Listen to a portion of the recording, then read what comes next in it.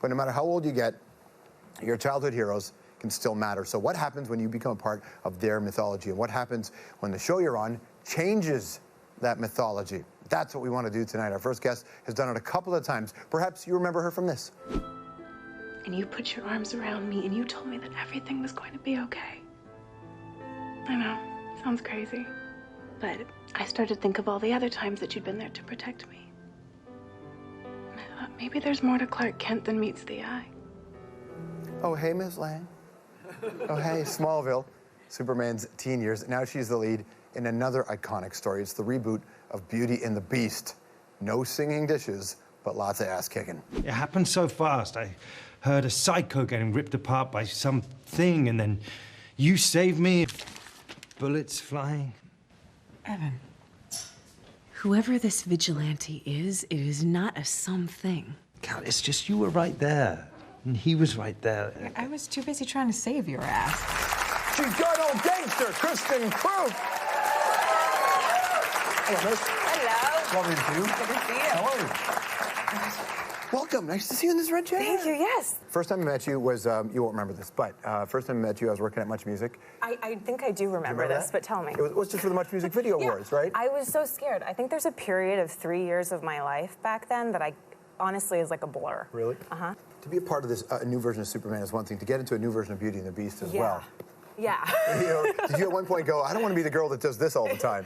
I don't know. I think I got into that a while ago. I don't know how it happened, but going from Smallville to, before that I did Snow White, and there were a bunch of reimaginings of things that I did, and for some reason I wasn't scared of it. I think that those stories, like Beauty and the Beast, the story is so beautiful, and the message is so great that I think you can tell it in many ways over and over and over again, and it'll still be moving for people. I think even more so today, Beauty and the Beast, that message needs to get out there. Yeah, I think that especially in our business, what we put out there has a shiny veneer all the time. And with our show, hopefully, to some degree, what we're really looking at is what is beauty, truly. And how does that relate to, and in our show, it's really how does that relate to the acceptance of those aspects of ourselves that we aren't okay with? And how can you experience beauty truly only through experiencing your beast? The website that sort of deals with, obviously you've taken on more than just doing it in terms of script. You know, there was a certain point where I realized what I was putting out there in the world, and I didn't want to put that out in the world. How do you mean? Like our flashy image in our business.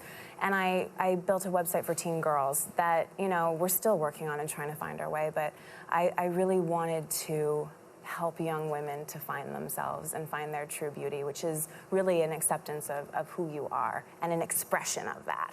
Well, you get jacked once you went and did a magazine photo shoot in Europe or whatever, and they kind of really sort of threw you under the bus? Well, I was 19, and they had this shoot that they set up, and I literally went in and, burst into tears. I was like, I don't know if I can do this, but I didn't have the internal fortitude to walk out the door either. How did you walk into the room, and then what was the room like? Well, I walked in, and it's a photo shoot, and all of your wardrobe is laid out. And I looked at it, and I was like, this isn't what I want to do.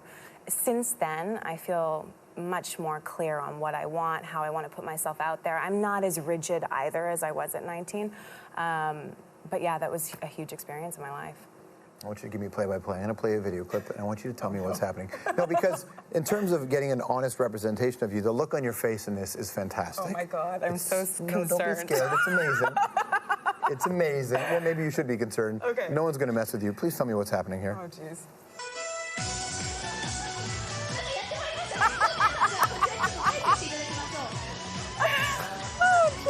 Watch this. Watch this.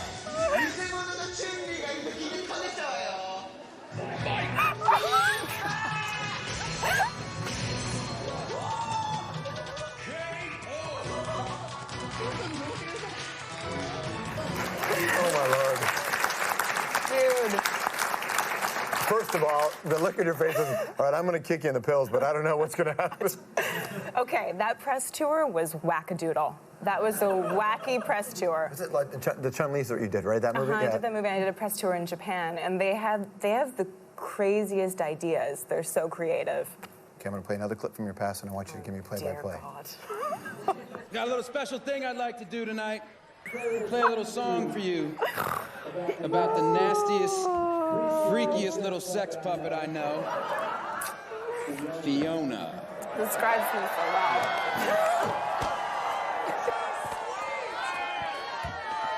This one's for you, baby. Happy anniversary.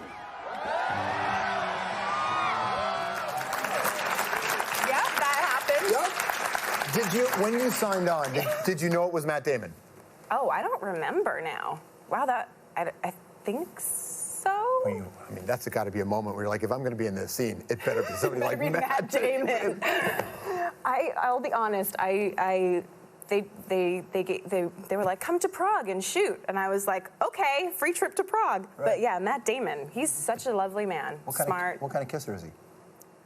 That was he was in his character. He may have bit me.